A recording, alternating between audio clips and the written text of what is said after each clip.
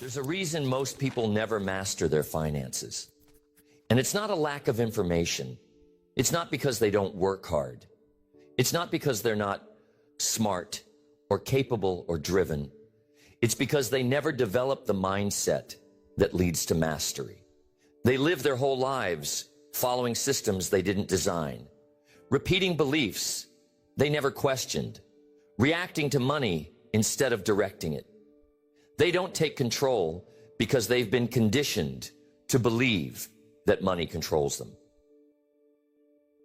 Mastering your financial destiny begins long before you make your first investment, long before you earn your first promotion, long before you decide what vehicle or path you'll use to build your income. It starts with how you think, how you see yourself, how you define wealth, not just externally, but internally. You cannot rise financially if your beliefs around money stay low. You cannot build wealth if your identity is still rooted in lack. Most people live in survival mode when it comes to money. They wake up every day trying not to lose, trying to stay ahead of the bills, trying to get by. And if you live like that long enough, you start to think that's normal. You start to think that comfort is the goal. That if you can just be okay, you're doing fine. But comfort is not mastery. Survival is not abundance. And the goal isn't to just have enough. It's to become someone who knows they'll always have more than enough. Because that's where true wealth begins.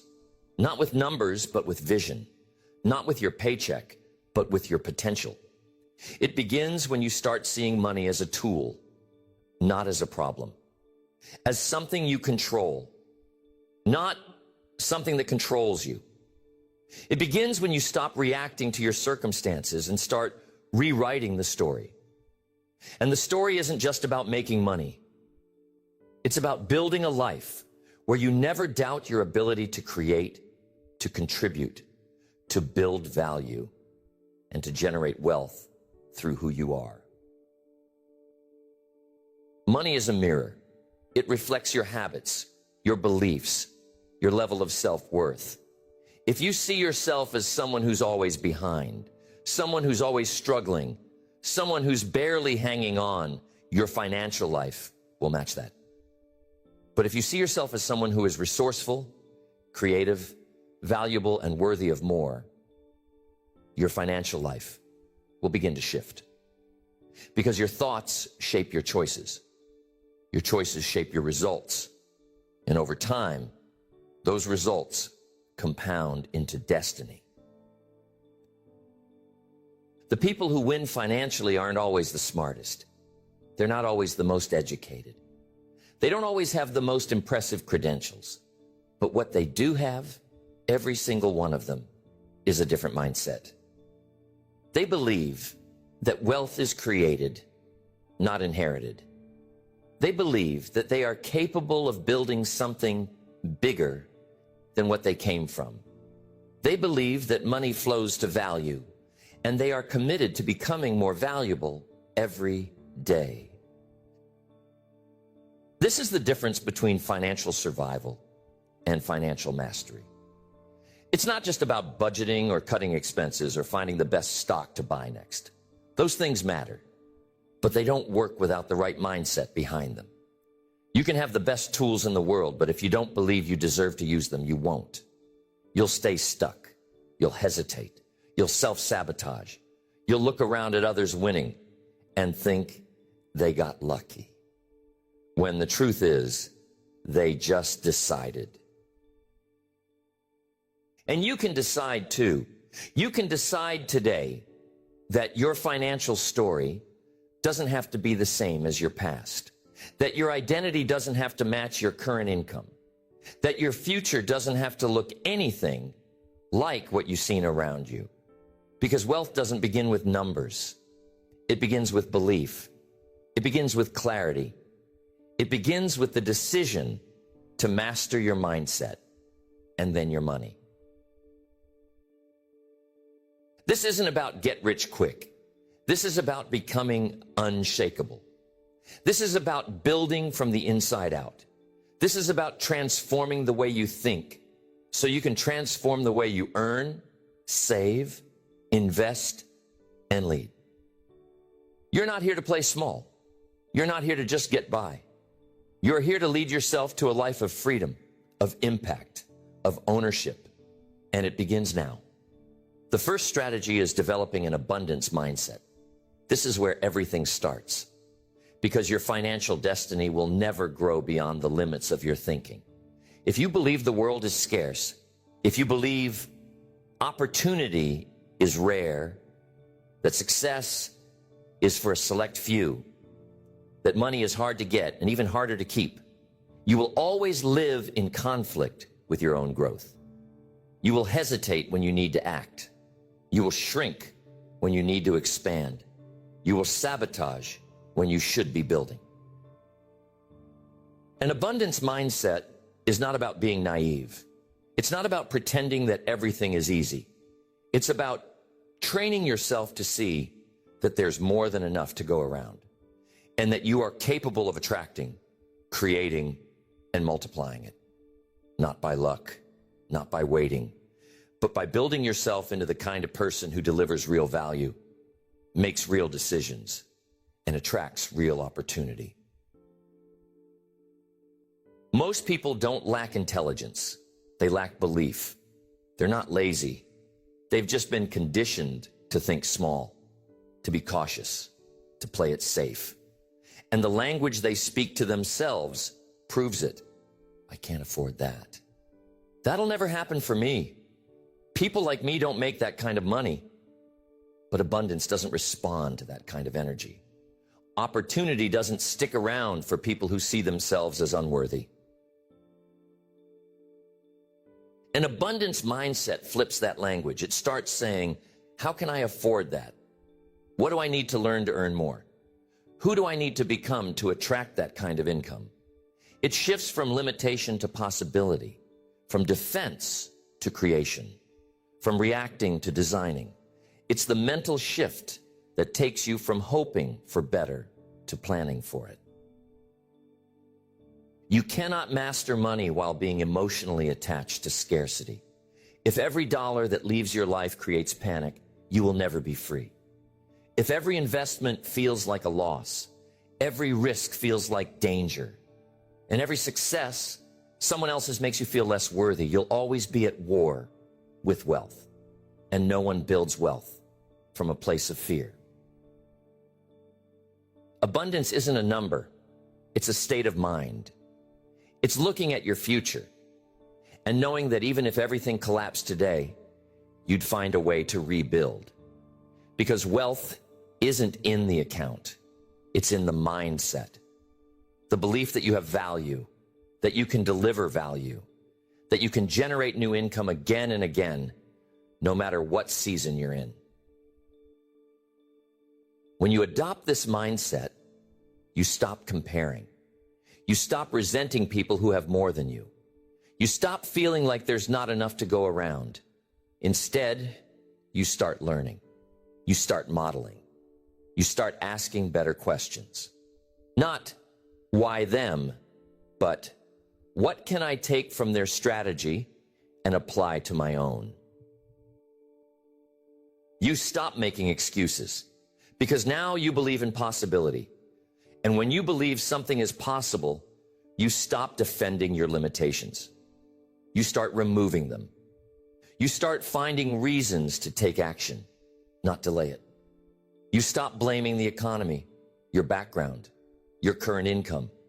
You stop waiting for someone to fix it because you realize you were never waiting on them. You were waiting on you. And abundance grows the moment you act on it. The moment you take your eyes off fear and put them on the next step. The moment you stop clenching your money and start directing it. Not recklessly, but with confidence, with calm, with the belief that money is a tool you can use, not a threat you have to fear. You learn to circulate it, to manage it, to direct it toward growth. You stop hoarding and start planting. You stop thinking about cost and start thinking about value. You begin to see that money is infinite, but your time isn't. And when you value your time more than you fear losing money, your whole financial world begins to open up. Abundance is not just a mindset, it's a lens. It affects how you handle opportunities, how you speak, how you negotiate, how you give, how you receive. You stop shrinking in conversations about wealth. You stop feeling guilty for wanting more. You stop apologizing for thinking big. Because you understand that abundance in your life creates space for more abundance in the world. It doesn't mean you become reckless. It means you become faithful. It means you become wise. It means you learn how to hold money with open hands, respectfully, responsibly, but not fearfully. It means you train your thoughts to serve your vision, not sabotage it. And that kind of thinking changes everything. Next, the second strategy is to build your identity before you build your income. Most people chase money without ever upgrading the person trying to earn it. They're focused on external gain before they've done internal growth. They want the raise, the clients, the return, the result, but they haven't shifted who they are at the core. And your outer world will never rise higher than your inner self-concept. You attract what you are, not what you wish for. You can't hold on to wealth with a poverty mindset. You can't build freedom if your identity is still chained to lack, to unworthiness, to self-doubt. You might stumble into success, but you won't keep it. Because the version of you who earns it has to be the version of you who can manage it, multiply it, and grow it. This is why so many people sabotage their financial progress. They make more money, but they don't upgrade their mindset. They get the job, but still see themselves as someone who's struggling. They land the opportunity, but they haven't shifted the identity that matches the opportunity. So they subconsciously find ways to return to what feels familiar. Familiar isn't always functional. Sometimes the most dangerous place to live is the one you've grown used to, even if it's stressful, even if it's small, even if it keeps you stuck, because it feels safe. But safety isn't mastery. Comfort isn't growth. If you want to change your financial destiny, you have to become the kind of person who expects more, believes more, and shows up like more. Identity isn't changed by dreaming. It's changed by decisions, daily decisions. Identity is shaped every time you do something that your old self would have avoided. Every time you act like the person you want to become, even when it feels awkward, even when it feels fake. Because eventually, that behavior becomes belief, and belief becomes normal. You have to stop saying things that don't align with the life you're building. Stop calling yourself broke, even as a joke. Stop saying you're bad with money. Stop identifying with scarcity, even if that's where you came from. You're not broke, you're in transition. You're not financially stuck, you're rebuilding. You're not inexperienced, you're learning. Speak from your future, not your fear. Move like someone who's building something great. Even if the numbers aren't there yet, the belief has to be. You have to think like someone who knows their value, who respects their time, who sees their ideas as worth investing in. Because if you don't believe in your value, you'll undercharge. You'll hesitate. You'll over-explain. You'll shrink in conversations that require strength. And if you want to command money, you have to first command yourself. That starts with the internal standard you operate from, not the external image you project. The most financially free people have the clearest identity. They know who they are. They don't chase trends. They don't seek constant approval. They don't shapeshift to match the room. Their confidence isn't fake. It's grounded in who they've become.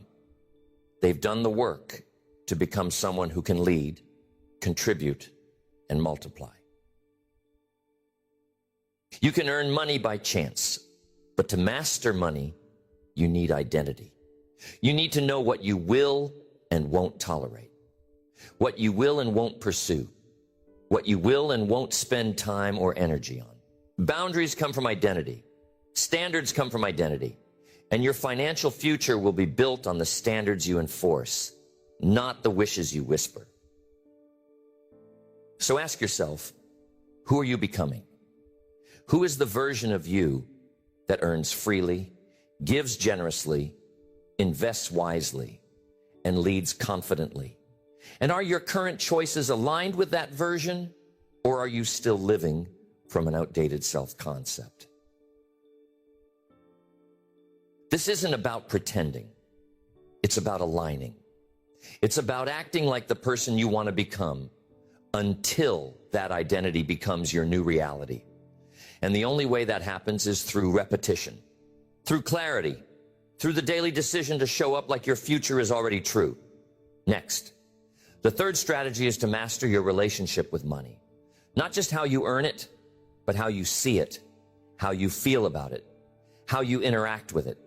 Because money isn't just numbers on a page. It's emotional. It carries stories.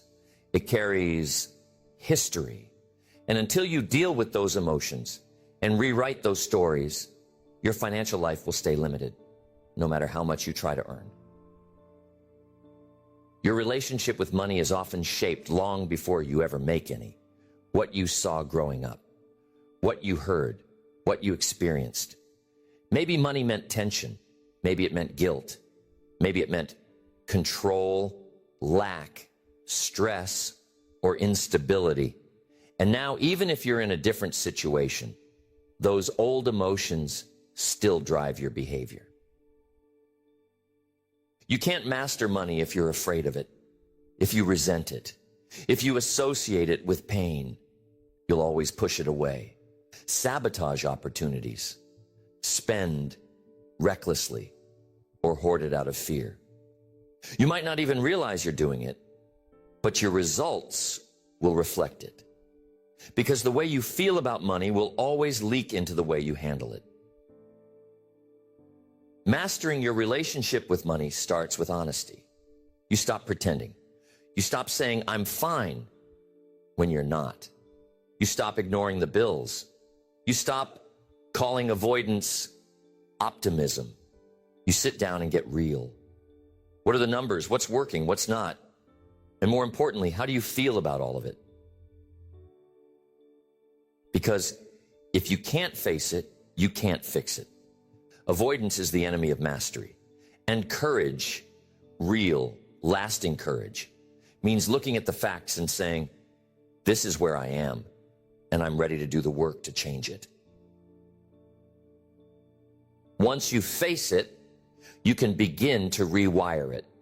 You can start seeing money as neutral, as a tool, as something that flows, not something that controls. You stop giving it all your emotional power.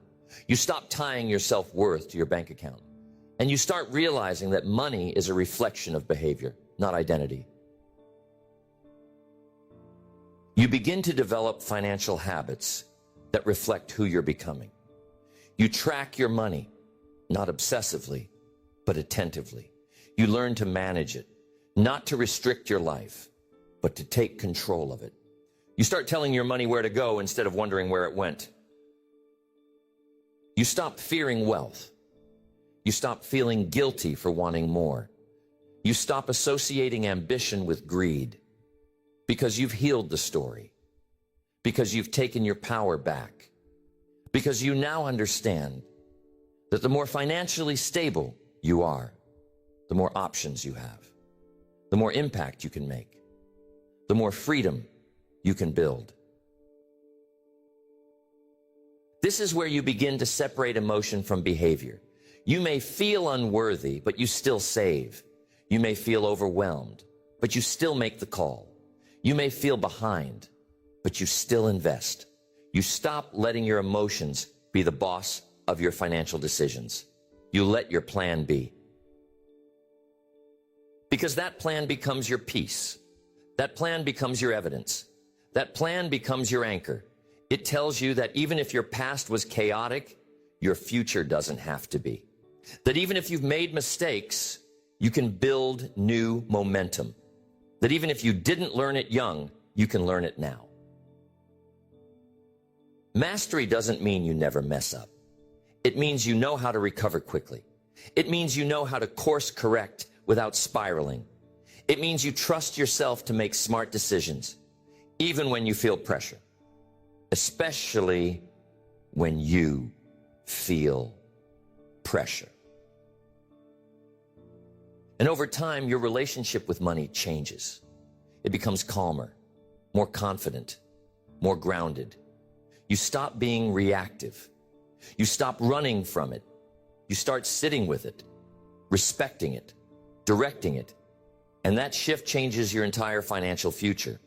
Next, the fourth strategy is to expand your earning capacity by increasing your value. Not just your hours, not just your hustle, your value. Because money flows to value. Always has, always will. You want more income? Become more valuable. Not to everyone, not in everything, but to the right people in the right way, solving the right problems. Most people try to increase income by doing more of what they're already doing. They work more hours, they chase more clients, they take more calls. But they never stop to ask the real question: how can I increase the value of what I offer so I can earn more without doing more? That's leverage. That's strategy. That's where financial growth becomes scalable. You don't get paid for your time. You get paid for your impact, for your results, for the difference you make. The bigger the problem you can solve, the more people you can help.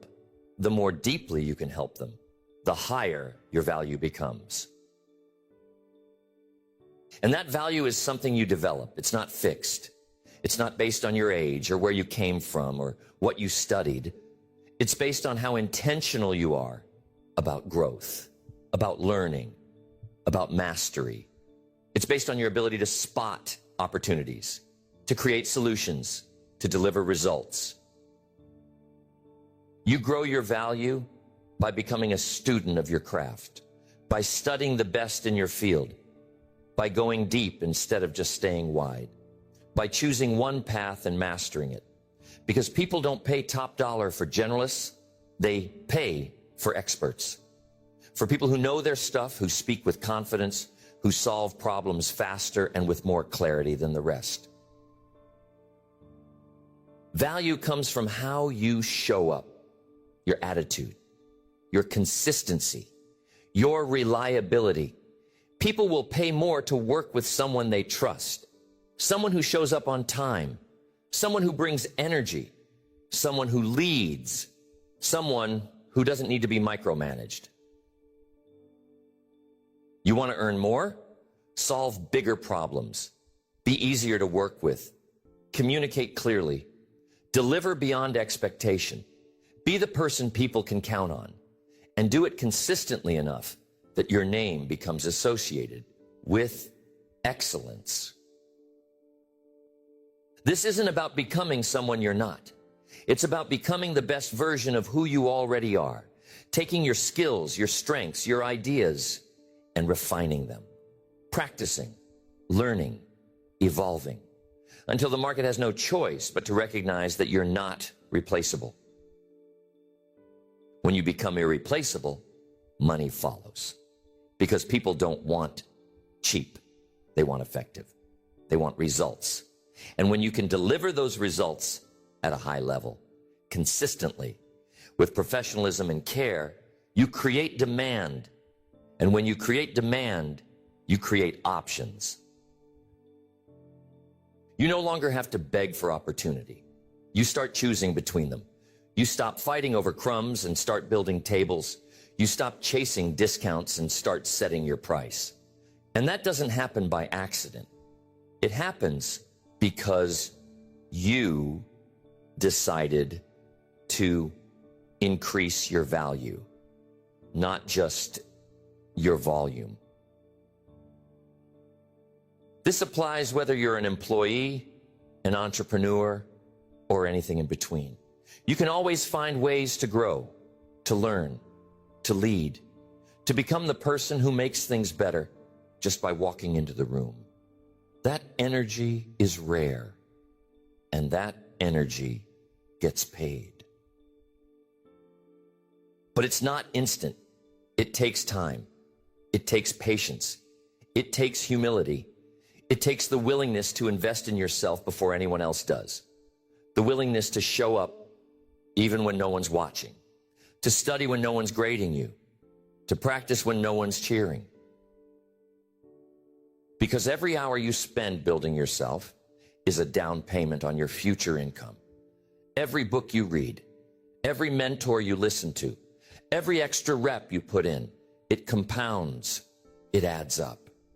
And one day you'll look back and realize that your value grew, not because the world changed, but because you did. The fifth strategy is to develop long-term vision with short-term urgency. You need both. One without the other is a trap. Vision without urgency becomes fantasy. Urgency without vision becomes anxiety. But when you combine the two, when you know exactly where you're going, and you move with focused intensity, you become unstoppable. Most people drift because they never created a clear vision for their financial life. They know what they don't want. They know what frustrates them, but they don't have a vivid picture of the future they're building. So they react to bills, they chase short-term survival, and they stay stuck in cycles that never break. Vision gives direction. It gives weight to your choices. It lets you say no with confidence because you know what you're saying yes to. Without vision, everything feels equally urgent. You respond to everything and move toward nothing. You need a vision that's big enough to pull you out of comfort, big enough to make the sacrifice worth it, big enough that when it gets hard, and it will, you still move, because the outcome matters more than the emotion. You can't build that kind of vision on autopilot. You have to sit with it, ask hard questions. What does financial freedom really look like for me? What kind of life am I building? What do I want my days to feel like? Not just, what do I want them to cost? What do I want to give? Who do I want to help? What legacy do I want to leave? You get clear, you get specific, because clarity fuels commitment. And without clarity, you'll settle for small wins and call it growth. You'll spend years climbing a ladder that's leaning against the wrong wall. You'll confuse motion with progress. But once you have vision, real, emotional, powerful vision, you need urgency, because vision without action is just daydreaming. You need a fire in your gut. You need to wake up with purpose, because the future isn't going to hand itself to you. You have to go earn it. Urgency doesn't mean panic. It doesn't mean rushing. It means recognizing that time is your most valuable currency, and you don't get to waste it. It means refusing to delay what you know you need to do. It means taking the next step, even if it's small, today. Every day that passes is a day you don't get back. And when you really understand that, procrastination becomes unacceptable. Comfort becomes a threat. Excuses become expensive, because you see what's at stake. You see the price of delay. You train urgency by taking action daily, not waiting for motivation, not needing a perfect plan, just movement, action, even if it's imperfect, even if it's uncomfortable, because momentum is more valuable than perfection, and action always reveals more than thinking. When you live with vision and urgency together, you build consistency, you build rhythm. You stop chasing shiny distractions because they don't fit the bigger picture. You stop wasting energy on what's trending and stay focused on what's timeless. This is how you outlast the hype. This is how you build something that doesn't just feel good today, but still matters a decade from now. You stop measuring success by how fast you're going and start measuring it by how aligned you are. And when you live like that, you stop comparing. You stop competing because your race is different. Your vision is personal and your urgency is sacred. It's not fueled by fear. It's fueled by responsibility. You know what you're building and you refuse to waste the time you've been given. Vision gives your life meaning. Urgency gives it movement. And the combination of the two gives you mastery, not just over your money, but over your future. Next. The sixth strategy is to build strategic relationships. You can't master your financial destiny alone. No one does. No matter how smart you are, how disciplined, how driven, you will reach a point where your next level depends on who you know, who you're learning from, who's speaking into your life, and who you're walking with. People are leverage. People are doors. People are perspective. And the right relationship at the right time can collapse 10 years of struggle into 1 year of progress. Not because someone gave you something, but because they challenged you, sharpened you, elevated you. Most people stay stuck financially because they're surrounded by people who normalize struggle. People who say things like, money isn't everything, but are secretly resentful of anyone who has it. People who criticize ambition. People who make fun of effort. People who are committed to comfort, not growth. If you want to rise, you have to upgrade your circle. Not by becoming arrogant, not by acting superior, but by deciding that your future matters enough to protect your environment. And your environment is made up of people more than anything else. You need people around you who talk about ideas, not drama, who challenge your goals, not your worth, who remind you of your vision when you feel stuck, who hold you accountable to your greatness, not your limitations. And you don't need 100 of them, just a few. A few real connections built on shared values, shared direction, shared hunger. The kind of people who won't let you quit, who won't let you stay small, who reflect the standard you've set for yourself or help raise it. This doesn't happen by accident. You have to be intentional. You have to seek those people out. You have to get in the room, join the community, go where the growth is happening.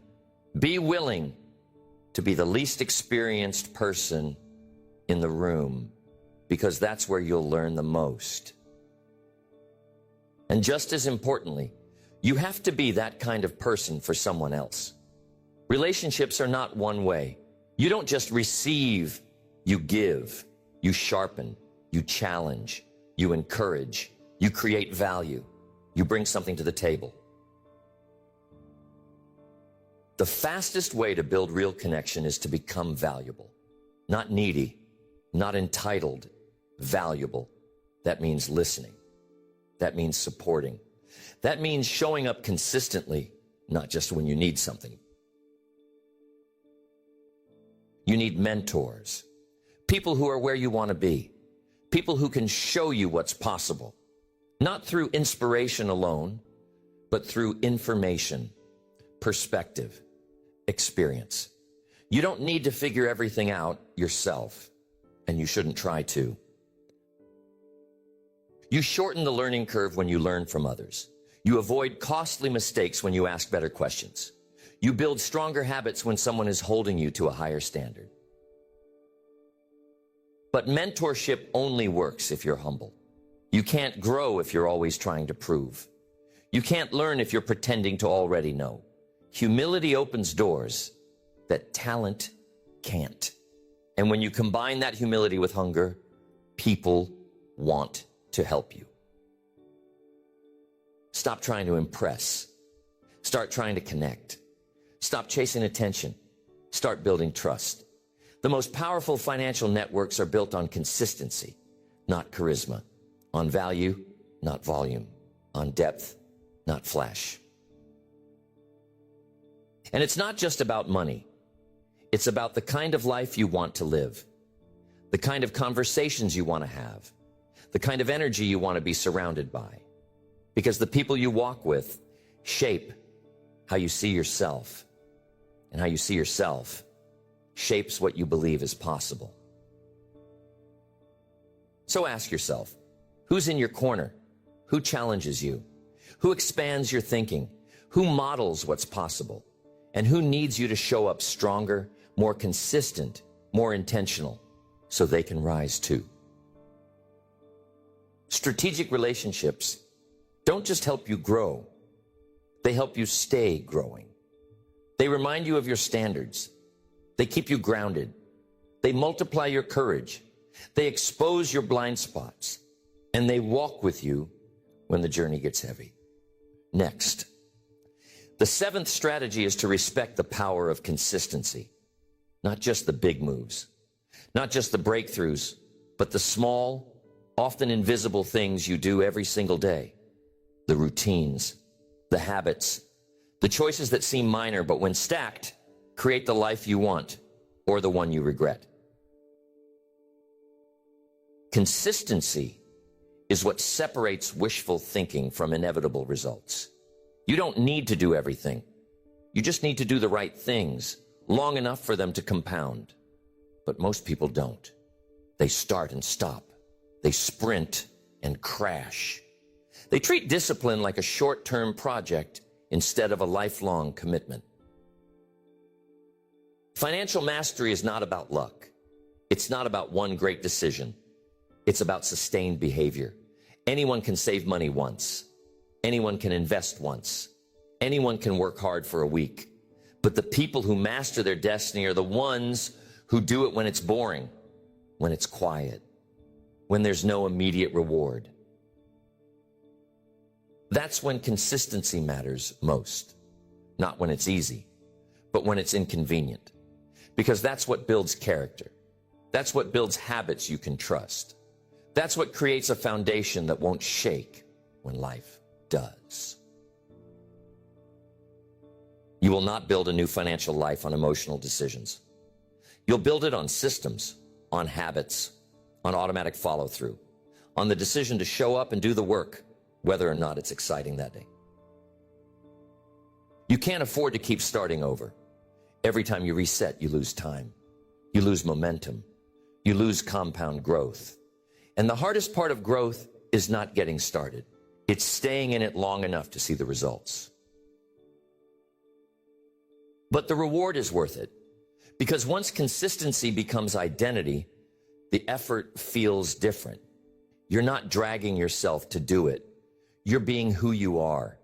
You've stopped negotiating with your discipline because it's no longer an outside force. It's part of your DNA. You stop overreacting to your emotions because you know how you feel doesn't change what needs to be done. That kind of clarity creates peace. It creates power. It gives you something solid to stand on, even when everything else is uncertain. Consistency is not perfection. It's resilience. It's recovering quickly. It's adjusting without quitting. It's staying connected to your mission even when your motivation isn't showing up. You want to change your financial life? Find the core habits that move the needle and do them daily. Don't look for new tricks. Look for things worth repeating. The boring work, the foundational work, the routines that stabilize everything else. Track your money, review your goals, make saving automatic. Set time aside every week to learn something new. Build boundaries around your energy. These things aren't complicated, but they work if you let them. Most people give up because they expect instant results. They mistake silence for failure. But silence is part of the process. Growth takes time to show itself. And just because it's not loud doesn't mean it's not happening. Trust the rhythm. Respect the reps. Know that every small, intentional decision you make today is either pulling you closer to financial mastery or pushing you further from it. The beautiful thing about consistency is that it doesn't require genius. It just requires intention, discipline, and a deep enough reason to keep showing up. Find that reason. Remind yourself of it daily.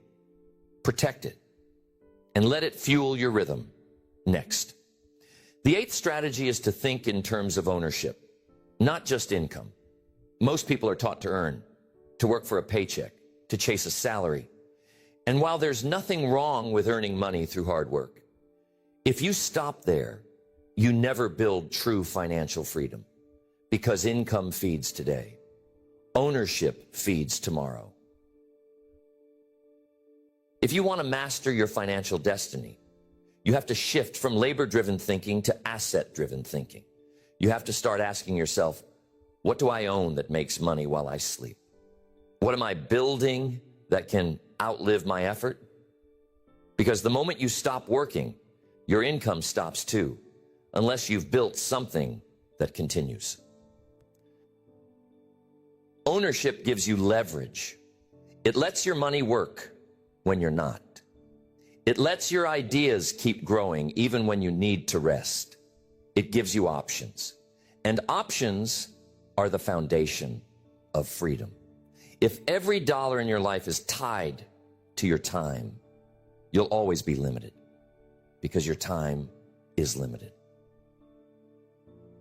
Ownership doesn't have to start big. You don't need millions to begin, but you do need the mindset. You need to start seeing opportunity differently, to stop spending everything you earn, to stop consuming everything you touch, to start thinking like a builder, a creator, an investor. When you think like an owner, you move differently. You ask different questions. You stop saying, can I afford this? And start asking, is this building something that gives me freedom? You start evaluating opportunities based not just on immediate return, but long-term value. This applies in every area of life. You can own real estate. You can own equity in a business. You can own intellectual property. You can own your own brand, your own skill stack, your own systems. You can own your calendar, your process, your platform. Ownership is about taking control of your future, of your strategy, of your output. And it starts small. Maybe it's putting money into a retirement account. Maybe it's building a side hustle. Maybe it's creating something that solves a problem and putting your name on it. The point isn't what you own today. It's that you start thinking like someone who builds assets. You stop seeing yourself as a consumer. You stop living for the next paycheck. You stop chasing instant gratification. You become strategic, patient, intentional. Because wealth isn't created in bursts. It's created in systems, in leverage, in compounding returns. And you only access those things when you take off the employee-only mindset and start thinking like someone who owns the result. This doesn't mean you have to start a company, but it does mean you take ownership of your work, of your outcomes, of your financial education, of your investment in yourself, because no one will build it for you. No one's coming to hand you freedom. You earn it through ownership. And ownership takes courage, because there are no guarantees. There's no clock to punch. There's no boss to blame. It's your name on the line. But that's what makes it powerful. When the wins come, they're yours. When the returns show up, you're not waiting for permission. You become someone who lives on your own terms, who can walk away from toxic environments, who can say no to misaligned opportunities, who can choose your time, your focus, your future, because you built something that gives you options. And that kind of power, that kind of freedom, it doesn't show up overnight. But it begins the moment you shift your mindset from renting your life to owning it, from depending on others to creating for yourself, from chasing short-term money to building long-term wealth. The ninth strategy is to make your self-belief louder than your self-doubt. Because no strategy matters if you don't believe you can execute it. No opportunity lasts if you don't believe you're worthy of it. And no amount of income will stick if your identity still says, I don't deserve this. Your belief is the thermostat of your life. You will not outperform it for long. You can fake it for a while. You can grind for a while. But eventually, your inner world catches up. If your belief is low, your income will find its way back to what feels familiar. And if your belief is high, if your belief is strong, you can weather setbacks, rise through failure, and rebuild when everything falls apart. Self-belief is not ego. It's not arrogance. It's not loud or flashy. It's quiet. It's rooted. It's the voice inside that says, even if I don't know how yet, I will figure it out. It's the refusal to be counted out. It's the decision to bet on yourself when no one else does. The reason most people never master their financial destiny isn't because they lack tools. It's because they lack confidence, not in the market, not in the strategy, in themselves. They hesitate. They second guess. They underprice. They don't raise their hand. They don't start. Not because they're not capable, but because they don't believe they are. And that doubt, it shows up everywhere. In how you speak, in how you negotiate, in how you respond to opportunity, in how you handle risk. But that can change because belief is a muscle. And you build it by doing hard things, by following through, by keeping your word to yourself until you become someone you can trust. You don't need to wait until you feel ready to believe in yourself. You start now. You take action in the face of doubt. You execute even when you're scared. And every time you do, you give your mind proof, evidence, fuel. You start rewriting your identity. Confidence isn't built in silence. It's built in motion. It's built when you show up again, when you launch the idea, when you raise the price, when you ask the question, when you step into the room and own your value, even if your voice shakes. And when it doesn't go perfectly, you don't shrink. You don't retreat. You remind yourself, this is part of it. You study, you learn, you adjust, but you don't stop. Because the most dangerous thing you can do is doubt yourself into delay. There is no shortcut around this. You can have all the information in the world. But if you don't believe you belong in the conversation, you'll silence yourself before you get a chance to rise. So your real work, it starts inside. It starts with how you talk to yourself when no one's listening. It starts with what you say after you fail. It starts with how you describe your story to yourself. Are you the underdog, the comeback, the one who always loses, or the one who always finds a way to rise? Self-belief isn't about ignoring your flaws. It's about knowing your flaws and choosing growth anyway. It's about knowing you're not perfect and still showing up fully, still speaking with strength, still asking for what you're worth, still deciding that you will not stay small. You will always have doubt. That voice won't disappear. But belief can be louder, stronger, more practiced. And that belief will shape your choices and your choices will shape your results. And over time, you'll look back and realize it was never luck. It was never someone else's permission. It was you. Next. The 10th strategy is to take relentless action, not random action, not emotional bursts of energy followed by long seasons of inactivity. Relentless, focused, committed action. The kind that moves you forward even when motivation fades. The kind that says, I'll show up anyway. The kind that makes your progress inevitable because you refuse to stop.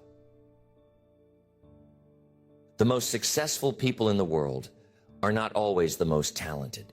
They're not always the smartest, but they move. They take action. They don't let perfect get in the way of progress. They don't need someone to tell them what to do every step of the way. They get clear, and then they act. Action is the great separator. It's what turns dreams into plans. It's what turns plans into results. It's what transforms potential into performance. Everyone has ideas. Everyone has goals.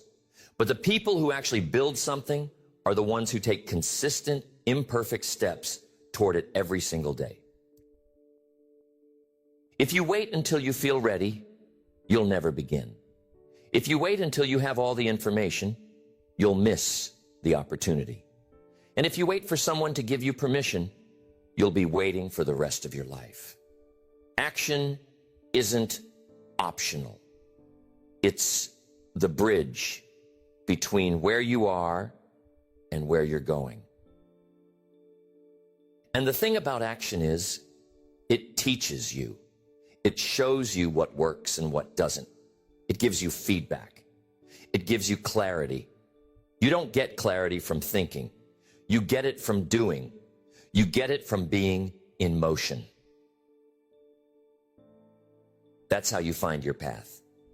Not by sitting back and waiting for the perfect plan, but by building it as you go. Every step reveals the next one. But you won't see it if you're frozen in hesitation. The longer you wait, the more fear grows. But when you move, fear loses its grip. You want to master your financial destiny? Take action. Apply for the job. Start the side hustle. Learn the skill. Ask the question. Create the plan. Open the account. Invest in yourself. Stop sitting on your potential.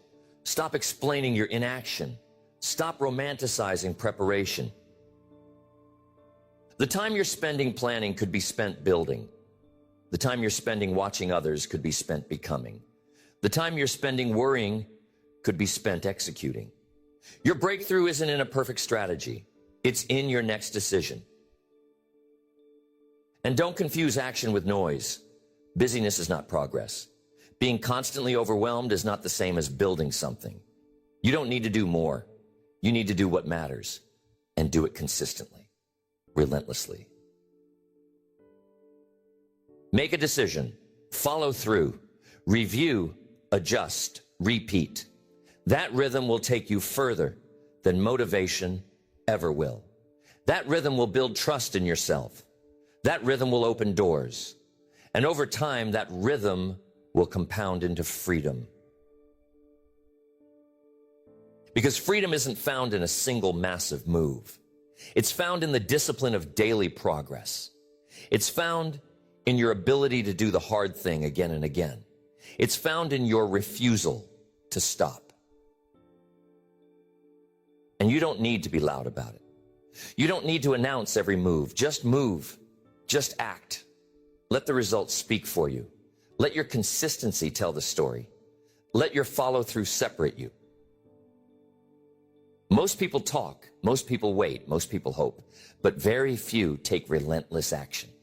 And those who do, they change everything. They become the leaders, the creators, the ones who build something that lasts. So whatever's been sitting on your heart, whatever idea, habit, goal, or conversation you've been putting off, do it today. Don't let fear stall your future. Don't let comfort delay your calling. You don't need more certainty. You need more courage. Mastering your financial destiny is not just about making more money. It's about becoming someone different, someone stronger, someone more intentional, someone who doesn't just react to life, but takes command of it. Someone who decides again and again that their future will be built by design, not by default. You can't drift into abundance. You can't stumble your way into freedom. You can't build something that lasts on shortcuts, doubt, and delay. You build it with principles, with mindset, with behavior, with the decision to lead yourself well, especially when no one is watching. All 10 strategies you've learned in this seminar are simple, but simple doesn't mean easy. It means they require depth, consistency, repetition, humility, courage. They require you to stop waiting for the world to make it easier and start becoming the person who can handle whatever it takes. And you don't have to be perfect. You don't have to know everything, but you do have to move. You do have to commit. You do have to stop starting over and start going deeper. Because mastery doesn't come from knowing. It comes from doing, from living, from showing up when you'd rather quit. This isn't about becoming someone else. It's about becoming who you were always capable of being. Someone who understands their value. Someone who builds systems instead of excuses. Someone who doesn't wait to be rescued because they already chose to take responsibility. The journey to financial freedom isn't linear. It will stretch you, test you, break old patterns, challenge everything you thought was true about money, success, and what you deserve. But if you stay with it, if you trust these principles and apply them with consistency, you will change. And when you change, everything around you starts to change too. You won't need to shout about it. Your peace will speak. Your focus will speak. Your progress will speak. People will ask what happened, and you'll know. You'll know that you stopped living like a victim and started thinking like an owner. You'll know that you stopped chasing comfort and started building legacy. You'll know that your destiny wasn't luck. It was leadership. So wherever you are right now, whatever your starting point, whatever your story, decide. Decide that you're done giving your future to fear. Decide that you're done repeating old patterns. Decide that your life will be different. Not because someone gave you permission, but because you chose to apply the principles that work. You don't need anyone to save you. You don't need another guarantee. You already have what you need. You have your mind. You have your heart. You have your time. You have these strategies. And you have the power to choose.